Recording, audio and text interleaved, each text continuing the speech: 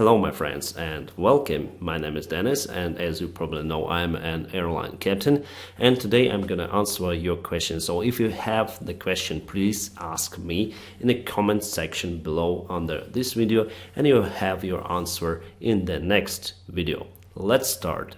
Pam pam. The first question from Pamela May. I have a very important question. Do you like cheesecake? I like cheesecakes. I like any types of cakes and sweets and ice creams. I know it's strange, but I like it a lot. It's taste. I like the sugar stuff, but you know I have some extra weight. You see me down to my chest probably, but I have quite a fat belly. Yes, and I refuse to eat sugar and sweets in the next at least couple of months, so I'm trying to lose the weight. Probably I'll go hiking and probably go to the gym, because before I was very thin and now I'm getting fat. It's not very good. Fat or fat, I'm not good in English. Let's go to the second question. The username Living Aviation. By the way, I subscribe to this guy and he's filming fantastic stuff about the aviation. His channel is fast growing. It's not an advertisement, it's just my recommendation for you to see and check out his channel. You'll see some news about aviation and many other stuff. I have a question for next one. He tells me, what is the average time of getting employed after commercial pilot license and how much time it took for you? Well, I graduated from Kirgrad Academy with all the papers that I need to apply for commercial pilot license, but before I applied I was already hired by the airline, so I was even employed before obtaining my commercial pilot license. So my papers went to Civil Aviation Authority for review, but I already passed the interview with Airline, and after I got my commercial pilot license I started my training flights. The next question from Fly with the Ryan 737-8. My question is that do you love your job? Please answer me in part 4. Okay, this is the part 4 and here you go with the answer. I do love my job. So don't go to aviation, don't try yourself as a pilot, don't put yourself in this position if you don't like your job, if you don't like the aviation.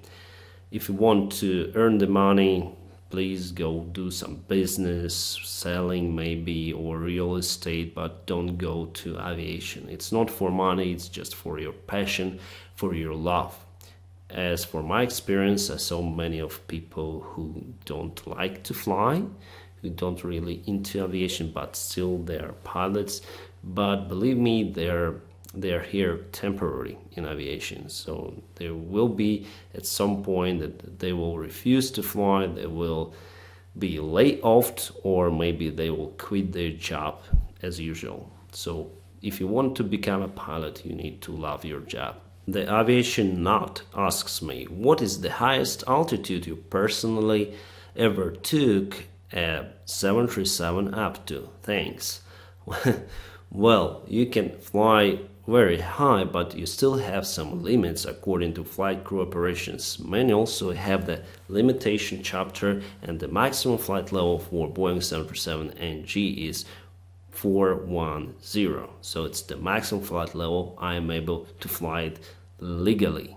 So we follow these regulations and we never fly higher than that. For Boeing 737 Classic, I don't actually remember, because the last time I was flying this airplane was a very long time ago, but as far as I remember it was something like 370. Correct me if I'm wrong. So for NG it's 410. Alright, the next one from Abhirup Roy. And by the way, my friends, I may not pronounce your names or nicknames correctly, sorry about it. And Abhirup Roy asks me, then I fly Cessna on simulator during takeoff. I can feel a drag towards the left side of the runway and the airplane goes out of the runway. Why this happens? Well, basically you have a gyroscopic moment. So if your propeller rotates to the right side, like clockwise, if you look at it from the cockpit, you'll be dragged to the left. It's the usual thing. And if your propeller rotates to the left, you'll be dragged to the right. So most of the airplanes, most of the Western-made airplanes, they have the clockwise rotation, so you'll get yourself dragged to the left. That's why you need to apply a little bit of the right pedal, rudder pedal, and you need to control your direction with it. And also there is the asymmetrical flow that reacts with your vertical stabilizer, and that increases the yaw moment that you need to compensate. So basically try to find the yaw axis on your stick, or whether you have the pedals. I don't know what do you use to fly your flight simulator, but basically you need to control the airplane direction with your rudder and also maybe nose wheel. Pum pum. A question from Hugo Chan. Can you talk about reduced landing flaps? How often and then would you use it? Well, on Boeing 737 we use the reduced landing flaps as much as possible, because in that way we reduce the required thrust, so in that way we reduce the fuel consumption during the approach. But there are some of the cases where you use flaps 40. For example, it's the recommendation for Autoland, and if you have a short landing distance, you need to use flaps 40, of course, for your landing. And I also personally like to land the Boeing 737-900, the longest version, with flaps 40 more than flaps 30. It's my personal opinion, my friends. But I don't hesitate to land it with reduced flaps landing as well if I have very long runway. In most of the cases we use flaps 30, because I say to you that reduces the drag, that reduces the required thrust on approach, saves fuel. And by the way, I also fly the small airplane Tecnam 2002. In that airplane we use reduced landing flaps if you have touch and goes. If you have touch and goes, we use flaps 15, and flaps 40 we use if I have, well, I personally use, then I have the full stop landing. So we have circles. If you train people for circles, if you fly circles yourself, flaps 15, just not to retract them after you touch down. For full stop, 40. And yes, one more thing for Boeing 737. If you have some problems with your engine, if you have single engine operation, you need to reduce your drag, so you land with flaps 15. If you have, for example, hydraulic malfunction, hydraulic system B malfunction, and you're unable to extend the flaps using normal hydraulic power, you extend the flaps using the electrical motor, and in that case you extend the flaps only to 15. But 15 flaps are more than enough for most of the big runways that we have around in major airports. The next one from Abdul Adhim. Hey Cap, my question is how to do a perfect descent, and how you know then to descend. Is it guessed or said by ATC?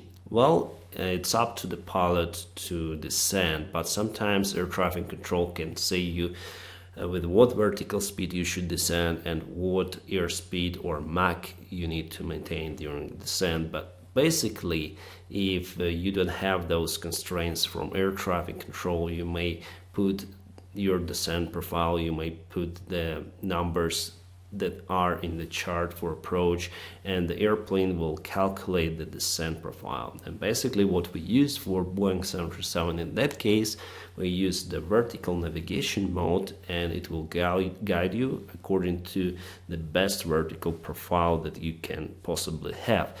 But if you are restricted, or in some points right before approach, I usually change to vertical speed mode.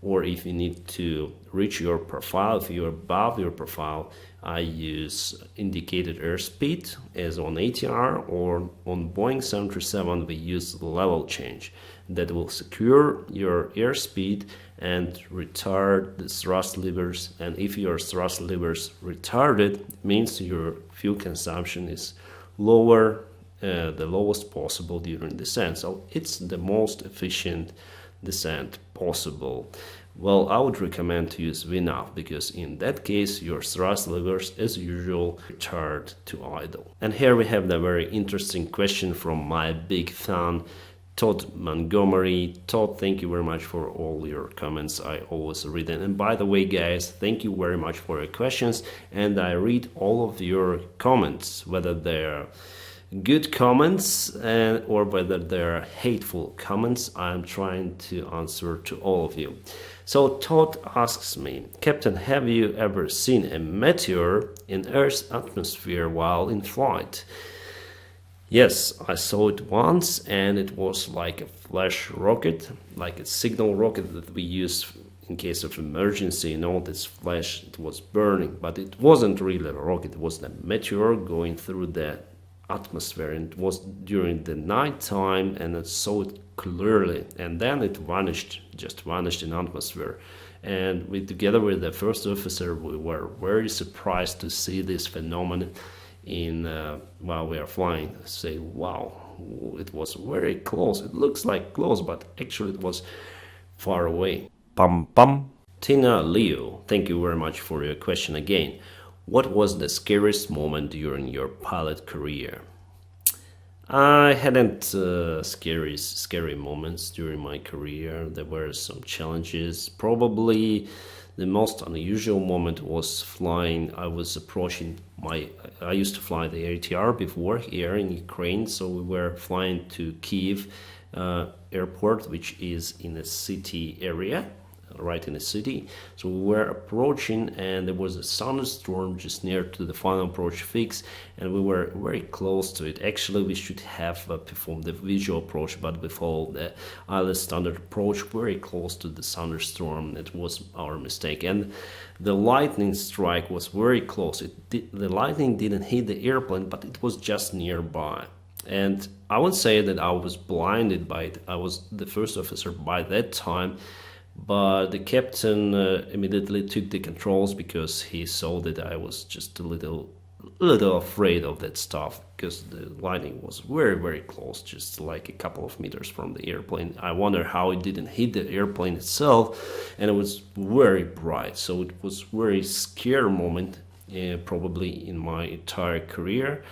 I would say I was really scared, but I was confused, and the captain saw it and he took the control. Good CRM from the captain, and after that, after he took the control, I was okay, I'm okay, I'll just follow the radio, give you all the commands, and captain landed that airplane safely. So it was the story like that. A question from Fiza Imran. What is your favorite part? Takeoff, landing, or beautiful views of the window? Probably cruise flight. One answer. Okay, one answer is landing.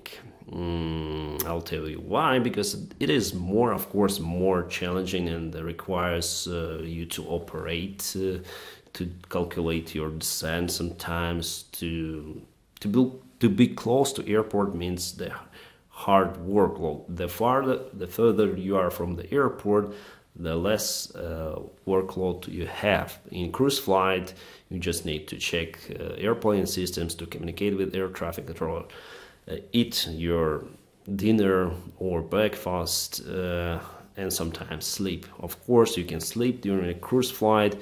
There are some limitations for it, but it's also possible. For takeoff, well, it's also challenging, but I think the approach and landing is more challenging compared to the takeoff.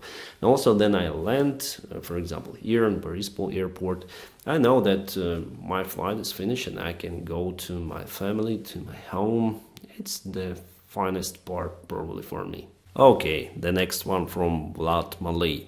Is Ukrainian International Airlines going to introduce the evidence-based training in the nearest future? Maybe some steps are already done for it. And what is your personal opinion about EBT, evidence-based training? Well, actually, I like it from what I saw, from what I read. I think it's good. It's a good thing, and I think it will turn the pilot training for better. Now it's not being introduced everywhere. There is no any airlines that follows ABT completely in 2020, in the end of 2020, because they are not taken by aviation authorities. I didn't hear that some of the aviation authority introduced it as a rule. Next year, probably it will be taken as a rule from EASA, European Aviation Authorities. So after that, airlines may introduce the EBT in their culture, in their operations manual. I think the simulator sessions will be more friendly for pilots. I think it will be not like check ride like we had before and like we have now. It will be more like assessment in general of the pilot. So they check your competence. Yeah, they check your competence. So as you see, I'm not very competent in English. So I think it's a good thing. I think it will change the aviation training for better, and it will give us more room as for pilots during the simulator sessions. So that's my opinion, and of course my airline is going to introduce it. We already introduced it at the first step of introduction, this EBT, I think as every other airline around. AA-ish 0. Which airport did you perform your smoothest landing?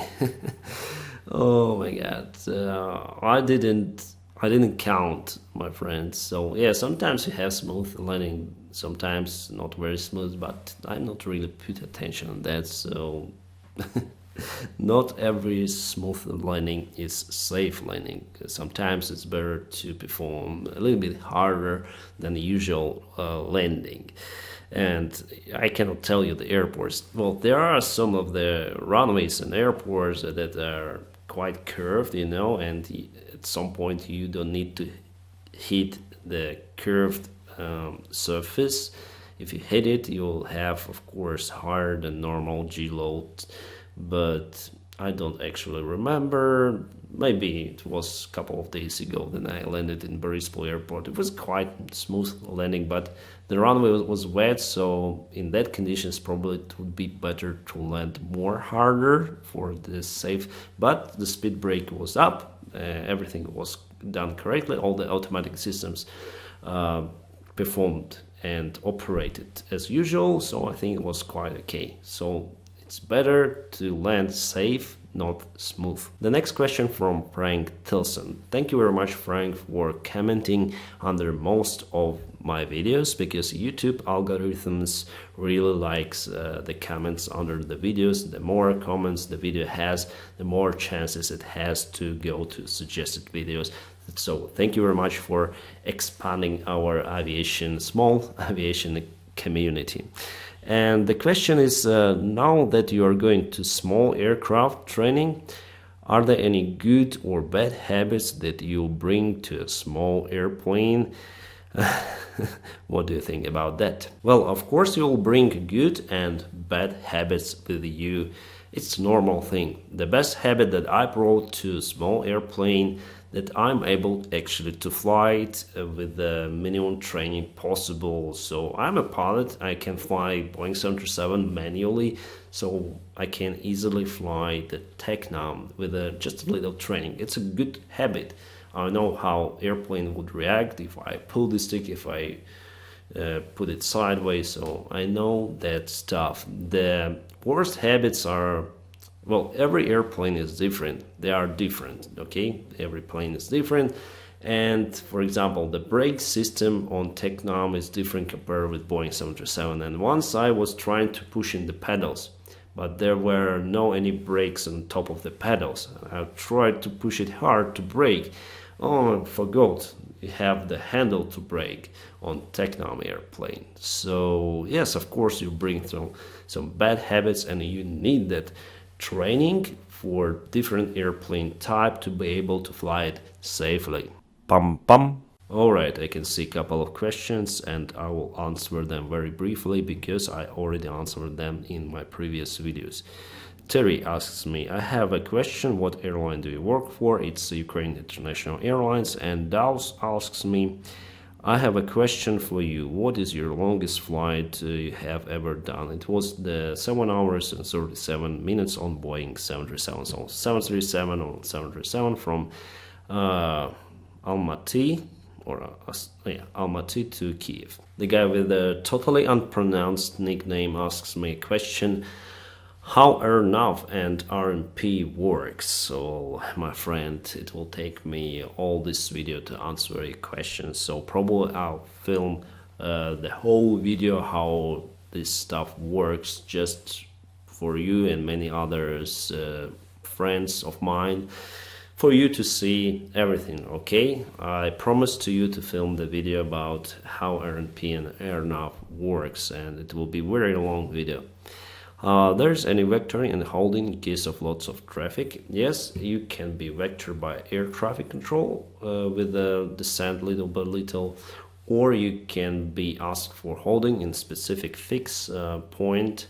You may enter the holding there in your MCDU using your flight management computer, and you can put the other data if, for example, the holding is not standard.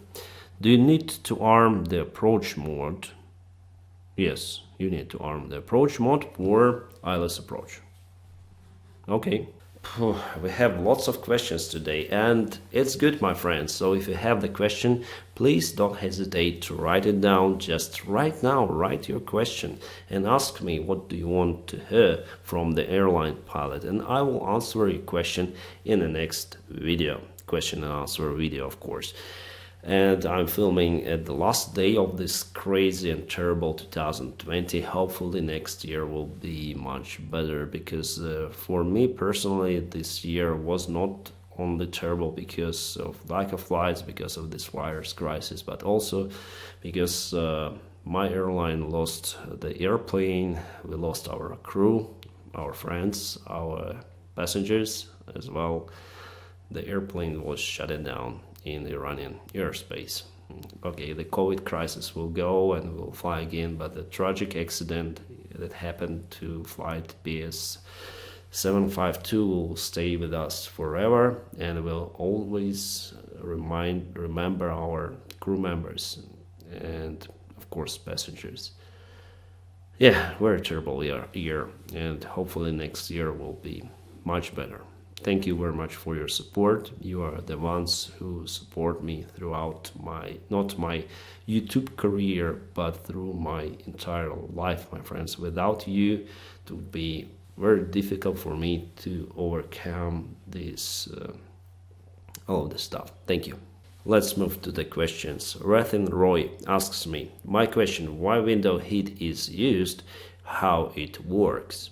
Well, actually, in a cockpit you have several windows, and those windows, they do not have just one layer. There are several layers, not just a glass layer, but there are a few. And one of this layer is getting heated with the electrical system, so we have electrical heat for cockpit windows, and that will prevent the windows from getting foggy. Because of the difference with the temperature difference, the outside temperature, the inside is quite warm, the outside is quite cold usually when they fly. You can have the foggy windows around in the cockpit. Okay, so you need to heat those windows up to avoid this fogging. And also the window heat increases the strength of the windows themselves. So if you have the bird strike, the chances for the bird to get inside the cockpit are quite low, then the window heat is on. You can fly without the window heat. For example, it may be inoperative, temporary. You have the minimum equipment list for that, but in that case you need to reduce your airspeed below 10,000 feet down to 250 knots to reduce the risk of the damage caused by the bird strikes. So that is why we need the window heat. It's Reckoning 666 asks me, I want to become a pilot. I know that aviation is the safest mode of transportation, but it scares me that sometimes how fatal crashes can be. Nothing new here. Aviation is still the safest transport ever. For example, if you compare with the car crashes, there are lots of car crashes around, but per single car crash you don't have that many casualties as you might have for aviation crash. For air crash, it's usually dozens or hundreds of dead people. And that will create the source for the media to show it everywhere around the world. And it will create the source for Hollywood to create some catastrophic movies. That is why we have those movies around many of the air crashes shown in the movies. And yes, that is why we see it everywhere. That is why we're scared about it. But those air accidents are quite rare, especially with the death casualties. If we take, for example, my airline, Ukraine International, we hadn't had any death casualties on board except of Iranian crash, but it was caused by external factor, the missile. But because of the air safety, I would say, we didn't lose anyone. We haven't lost anyone till today. So it's actually we are one of the safest airline around. The next one from We Hate Rocks. That's the user nickname. Why would we hate rocks? Rocks are fine. I have one. Are you ever scared of flying? No, I have never been scared of flying. Simple question, simple answer. Okay, El Aviator, where did you accomplish your flight training? Firstly, I accomplished it here in Kiev Air Club. They had a flight training organization by that time. First, I started from gliders, then I got my private pilot license on Vilga, then I moved to Kirograd State Flight Academy. I finished that with CPL on Antonov 26. It's quite a big airplane for a commercial pilot license, and after I applied to Ukraine Airlines, and I got my first Western airplane type rating, ATR 42 and 72. If you want to know my whole story, you may find the video My Way to Become a Pilot on my channel, and there I told all my way how I became the captain on Boeing 737 just from the beginning. Pum pum. Question from Mini Pilot. Are you planning to fly the Boeing 737 MAX? The answer is no so far. However, my airline had plans to fly Boeing 737 MAX. We had 3 airplanes in order, and they already been built. They were in Seattle factory. Luckily, we were not so fast to deliver them here in Kiev, and my airline refused to take them. They canceled the order, but probably in the future we'll have those airplanes around, like it happened with the Boeing 737 Classic and NG. So first everyone flew Classic airplane, Boeing 737, then they turned to NG. And the same story I hope will be with the Boeing 737 MAX. If you want to know my personal opinion about this aircraft, you better check out this video. Is Boeing 737 MAX safe airplane to fly? I know that I will not fly it in nearby future, but in some years probably I will. A question from Amit Jagath's son. Do you use the Autoland at all times or only in big airports? We don't use the Autoland in small airports. We don't use the Autoland in big airports unless we're required to perform the training for the Autoland, which is quite rare, or the weather is below the limits. The weather requires to use the Autoland. So 2 reasons, very rare reasons. That is why 99% of all landings performed manually. It doesn't matter big airports or small airports, we land manually in most of the cases. Question from Eric Lund. Hi Dennis, love your channel. Thanks, love your comment, love your question. Is there an age limit to becoming a pilot? Will you be less desirable for a company above a certain age? I have a video on my channel, the best age to become a pilot. You may check it out. I will try to put it in a link here in the video description. You may check it out. Yes, there are some age limitations for you to be a pilot. Firstly, it depends on your local aviation authority. In our case here in Ukraine, you can be a pilot up to 65. So if you want to become a pilot and you are 55 or something, the chances of you to be hired by some kind of airline are quite low, unless they require pilots. If they need pilots, they may hire the pilots who are much older than their usual requirements.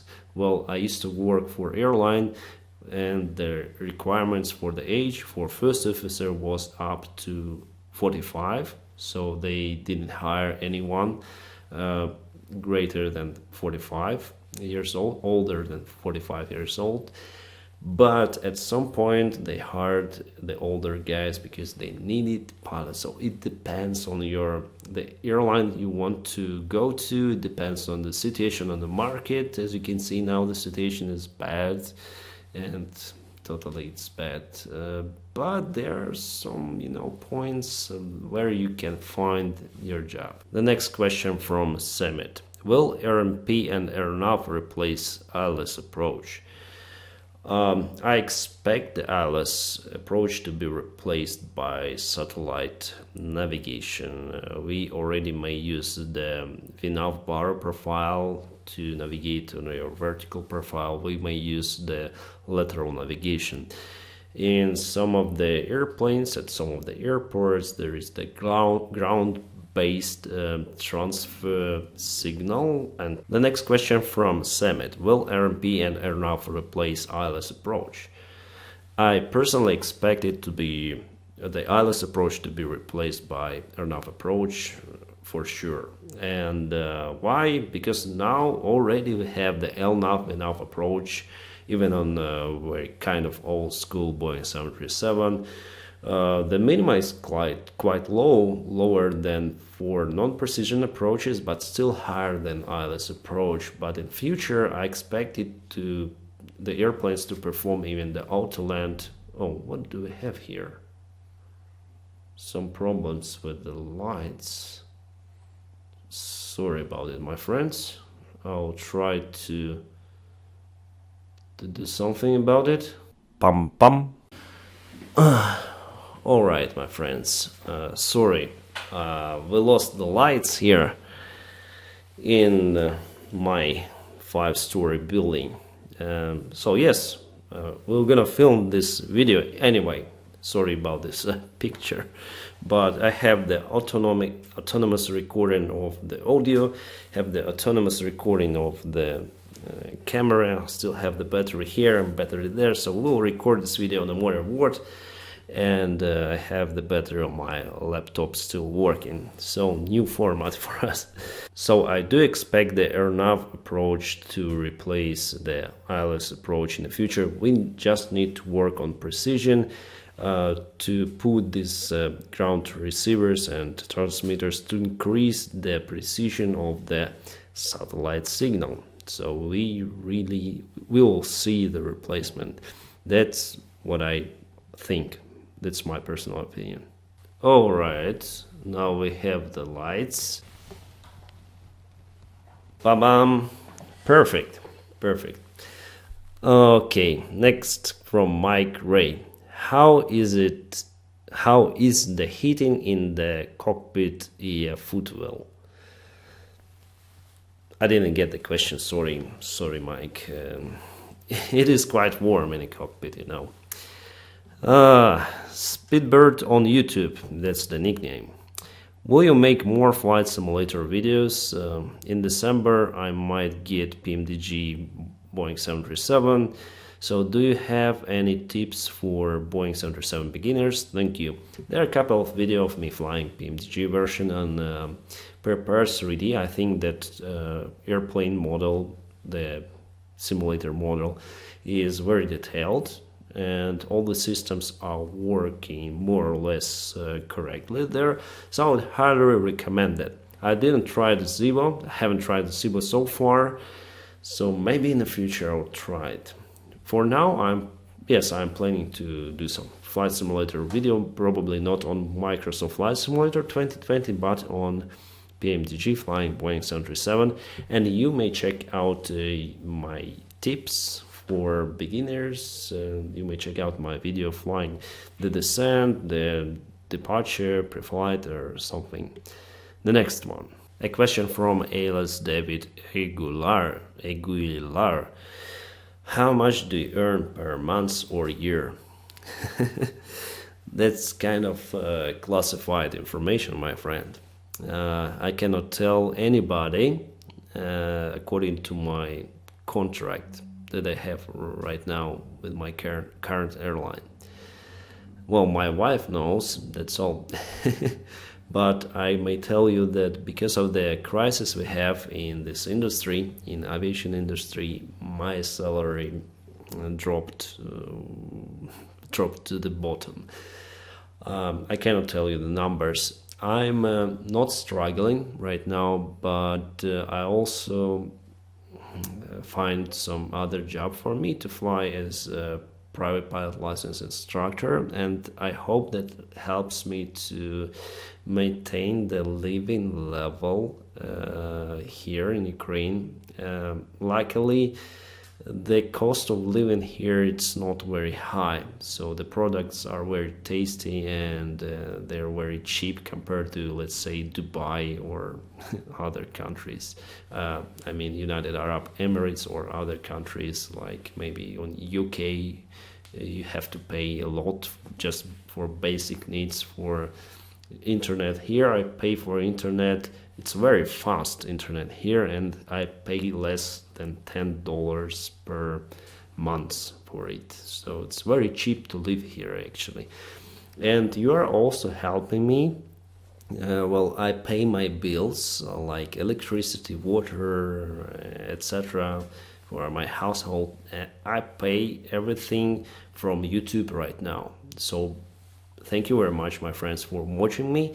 Thank you for clicking likes to my videos. Thank you for writing your comments. Thank you for watching me, because now I can pay my bills from YouTube. It's fantastic. It's great. I haven't imagined that I was going to pay the bills before. Now I can pay. Of course, you had to watch those stupid Google ads under this video, but my friends, you are helping me, so thank you very much for your support to me, to my channel, and yeah, it's nice. So, alias David, I cannot really tell you how much do I earn, and that number fluctuates. So the less I fly, the less I'll have. The more I fly, the more income I'll have. It's normal practice everywhere for many people. We don't have lots of flights right now, so I'm not struggling. Yeah, I have a YouTube channel. I have my main job in Ukraine International Airlines. I have my other job in local aircraft. So everything is more or less okay, but it is not as it was before. That's the main thing. The next one from Jeff 13151. What does the pilot monitoring actually monitor? The pilot monitoring monitors.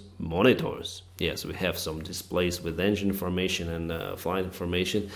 That is what pilot monitoring should also monitor together with pilot flying. The pilot flying is more responsible for airplane configuration, navigation, and actually flying the airplane. The pilot monitoring responsible for air traffic control, reading the checklists, monitoring engine parameters and other stuff. And also pilot monitoring should monitor the pilot flying, whether he or she is okay to fly the airplane. For example, at 80 knots, during the takeoff roll, pilot monitoring clouds 80 knots, and he or she just look at his or her partner to verify that the pilot flying is okay to fly the airplane, not incapacitated, I mean. The next question from Samit, probably his or her second question. I need to think about automation now before choose pilot job. Okay, basically he asks whether he need to think about the automation as a threat for the pilot job. Not in nearby future, my friend. From my perspective, what I think that the single pilot operation would actively start in 40 years. That's my prediction. So in 40 years, we'll have some kind of artificial intelligence equipped airplanes that will allow single pilot to fly. We'll still need one pilot to fly. In around 8 years, we may expect the first fully automatic airplanes to fly. So without any pilots, we need to wait for all these technologies, the artificial intelligence, to enter our life. We need to drive the vehicles with no drivers. We need to have everything automated, my friends. Then we will be ready to fly the airplanes. Now people just do not ready to fly it. Now we have the good level of automation, even on Boeing 737, but the system cannot decide, cannot perform, cannot take the decisions. Maybe the Neuralink is working on this stuff. For more detailed information, Samit, please check out my video about the automation flights, but don't worry, for your time, for your lifetime, you'll still have the pilot job available on the market. No worries about it. Pam pam. A question from Sagar Buel. Actually, two questions. First one, what's your view about the sidestick? Would you love to fly with it? Actually, I have the video on my channel about the yoke and sidestick comparison, and I would give my plus to the side stick because it's just more comfortable for a pilot to fly with a side stick. So yes, I would love to try to fly with the side stick. And his second question, what conditions can lead an aircraft to land as soon as possible to the nearest possible airport? Not nearest possible, but nearest suitable. Big difference, my friend. Well, it depends on the aircraft type, but usually then you perform, not usually, but as a rule, then you perform the abnormal checklist or non-normal checklist. You'll see that in this checklist you have this statement, land at the nearest suitable airport. Suitable, it means that the airport should be okay with your landing distance, with your weather minima, etc. So you need to think, what airport should I choose? And the closest one may not be the better one. So you may proceed, for example, with single engine quite far away to land more safely, maybe at the longer runway or with less crosswind, or maybe with a better weather minima. So you need to think about it, and you need to check out the particular airplane for those cases to land at the nearest suitable airport. A question from Mick Daves, what is your favorite route to fly? And I already answered, somewhere near to Kiev. I like short routes. Yes, indeed, I like short routes, but now during this crisis I like long routes more, and let me tell you why. Because we don't fly a lot these days, and if you compare the short flight, a relatively short flight to Istanbul and the long flight to Dubai, I would choose Dubai flight because it will bring me to more flight hours and more salary, of course. Question from Yoguraya Raja. Okay, let me rephrase. Can Indian Air Force pilot after retirement become a commercial pilot? Is it possible? Yes, indeed, it is possible on a paper, but you need to check out your local regulation, and it depends on at what age you retire from the Indian Air Force Army, because yes, if you are older, the older you are, the less chances you will have to get your job, as a rule, in commercial aviation. It depends on particular case, my friend. What do we have here? Some questions from Richard Burris. What are your thoughts on Malaysia 370?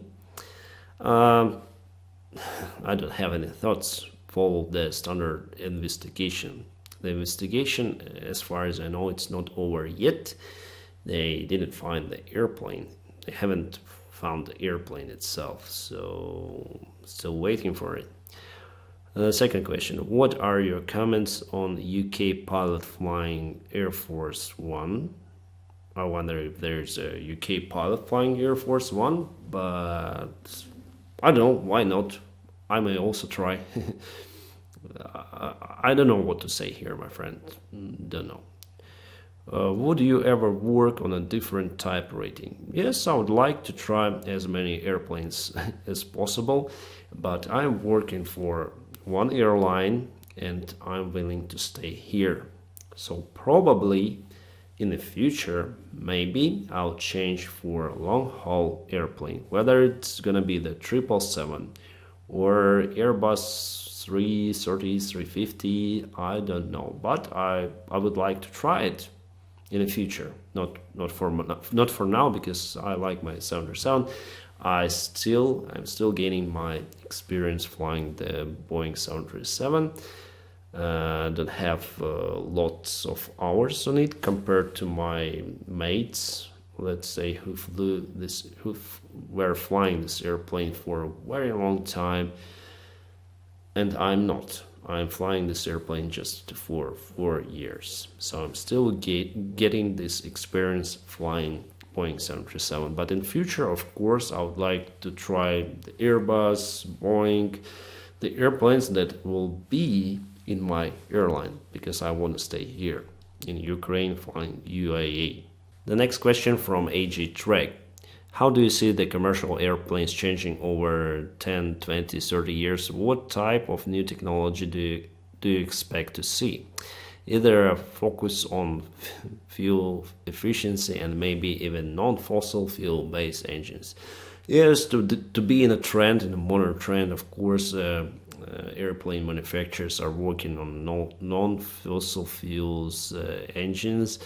Well, you can do the stuff on propeller-driven aircraft to replace just piston engine airplanes, but you cannot do it on jet airplanes. You cannot provide such a great power as jet fuel may provide during its burn. So probably they will try to change from fossil fuels to hydrogen fuels, but it's just a concepts provided by Airbus this year, the hydrogen powered airplanes, but I don't see those airplanes flying around even in nearby 30 years.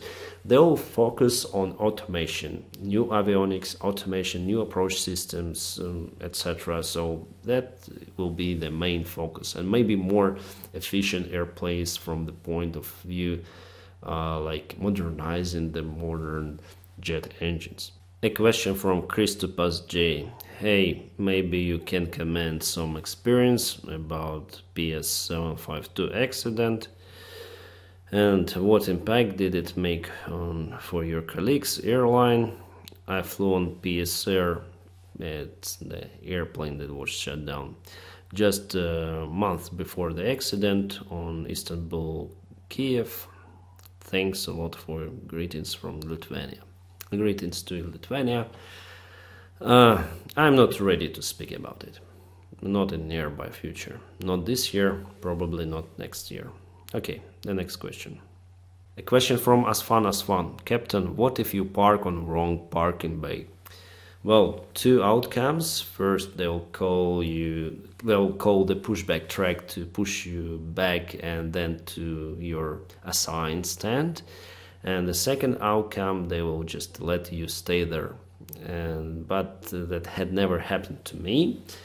And I cannot imagine the situation to happen, because then they call you the stand number, then you taxi on the stand, someone is waiting you. Whether it's marshal or whether it's the automation system. For the automatic system, for the parking guide system, you need to check out your aircraft, and sometimes you have even your flight number, so you'll never miss. Pam pam. Some of the questions from Sam Raj. Let's start from the first one. Captain, what is the maximum altitude you have reached in Boeing 737?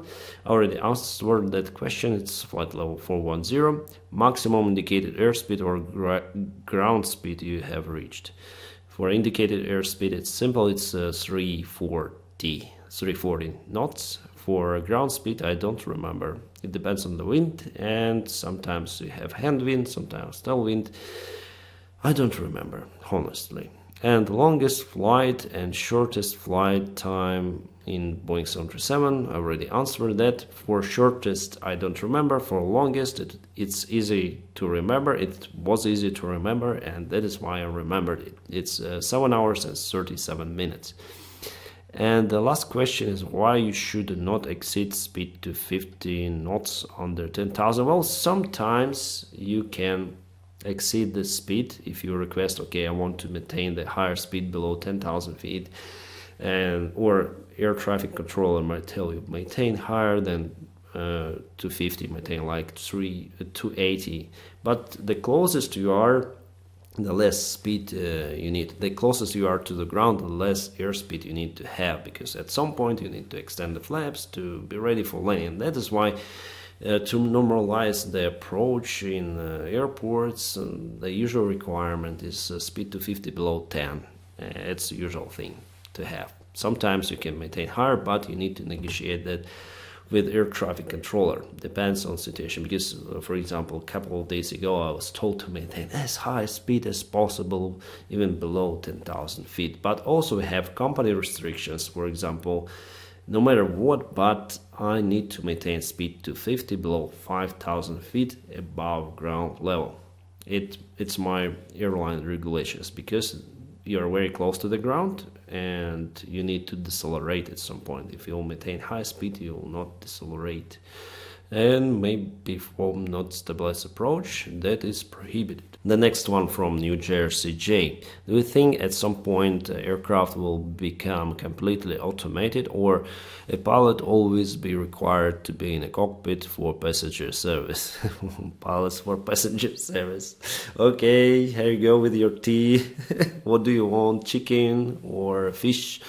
No, not. I wouldn't like to to become a pilot for that stuff, for passenger service. Yes, my friends. At some point, the airplanes will become totally automated for commercial aviation, but not in nearby future. Maybe not my perspective, from my own perspective, from my point of view, not in this century. In next century, maybe. A question from Drew Jane Jayuk Boy Music. Okay. Why do some planes have parachutes? I think one is Cirrus R20. How does it help?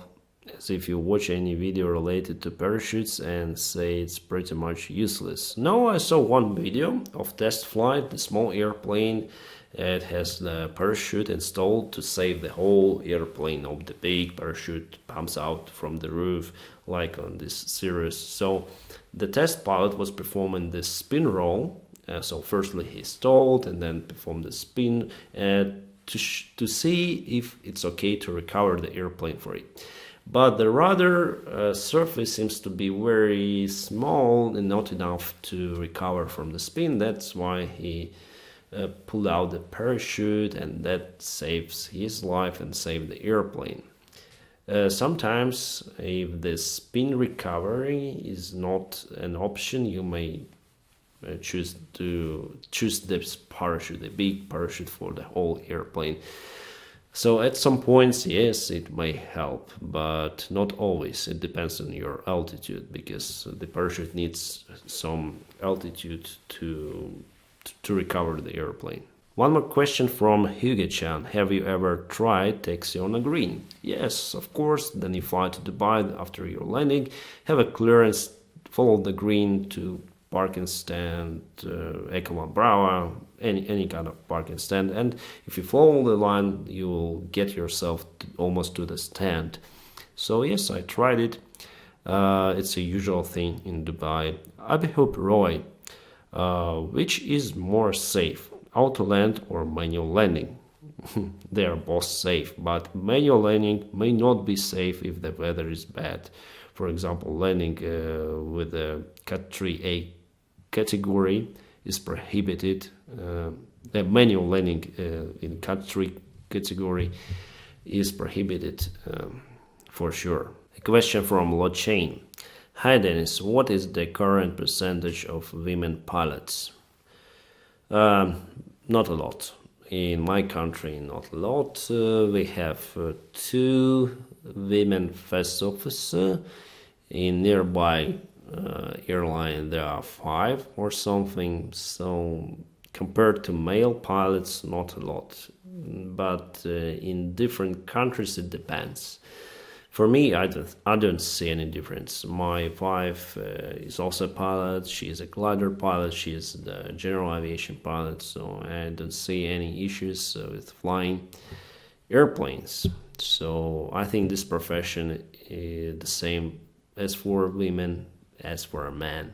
But maybe for Boeing 737, it's a little bit harder. Then you need to have some muscles, to fly this airplane. If you have both hydraulic system feathers, it will be quite difficult for a tiny little girl to fly this airplane in manual reversion mode.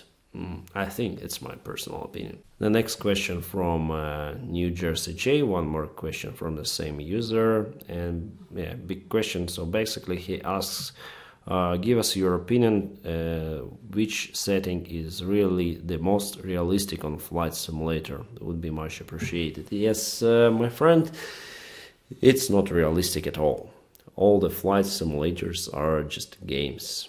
It will not bring you to some kind of level realism. Even the flight simulators that we fly for our OPCs, LPCs, for trainings as a pilots, they are not realistic. Well, you have the cockpit inside, you have more or less working hardware and nice software, but I think it's just some percent of realism. And not speaking about this Microsoft Flight Simulator 2020 doesn't have any kind of realism, on my opinion. It's just a toy, my friends. I think Propeller 3D with the Boeing PMDG model is much more realistic compared to all planes on Microsoft Flight Simulator 2020. So this flight simulator for now is just for the joy. And basically all the flight simulators that you'll have on your computers are for the joy purpose. Well, I use sometimes a flight simulator just to turn on and turn off some particular switch, just not to forget to use it on a real airplane, as it was before during these quarantine times, in the early summer and springtime. So yeah, I flew the flight simulators and installed the Boeing 737 flight simulator for me, but still, it's just a toy, my friends. Compared to real airplanes, it's just a toy. Pum pum. Okay, Drew J in the Uke Boy Music here with his questions again.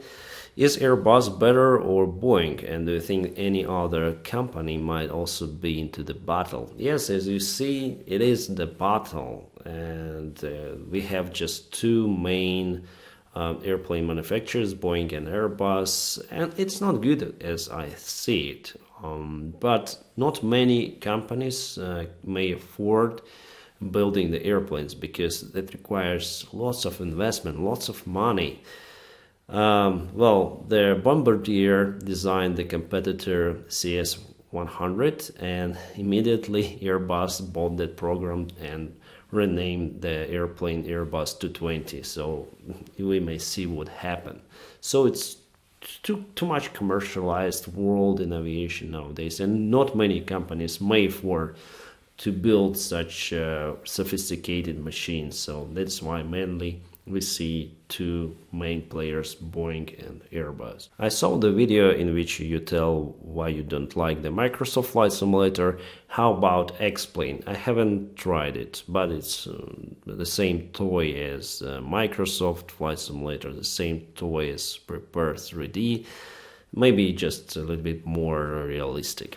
The third question of his: if you were an airline company owner, what planes would you have in your fleet? Kind of hard question. It depends on where I want to fly. Short haul, long haul. So for long haul, I would try the Airbus A350.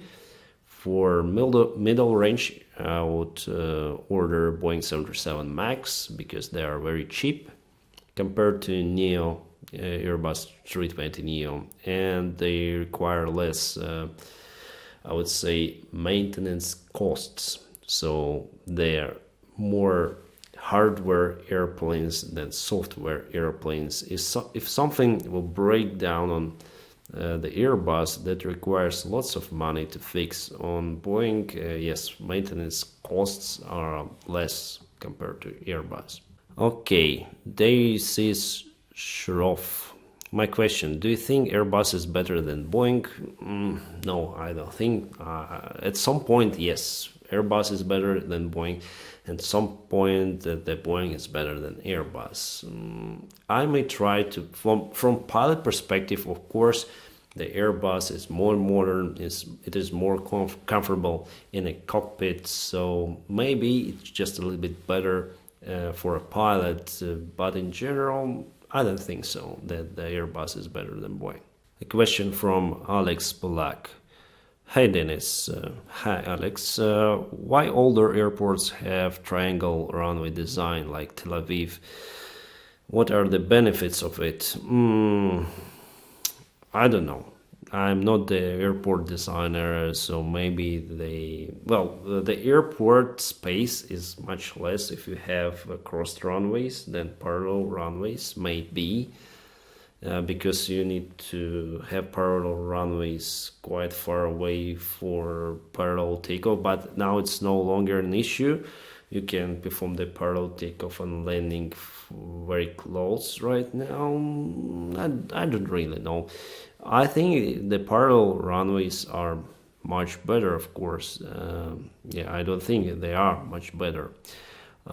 So I cannot tell you why they designed this airport with the cross runways before. I don't know. What do you think about Ural Airlines that landed in a cornfield? What is a pilot? Was it a mistake or a good move of a pilot?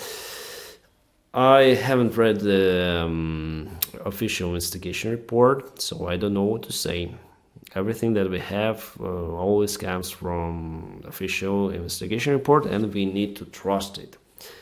Here it's very interesting case, because after that landing, the miracle landing on the cornfield, the president, everyone declared that they're heroes. That same thing happened to Saleh, So investigation haven't been started, and they already called, okay, you are heroes. And of course, it may influence the investigation itself. So, yeah, everyone survived. So the airplane was broken, and quite pity, but everyone survived. It's a good thing. So I don't know.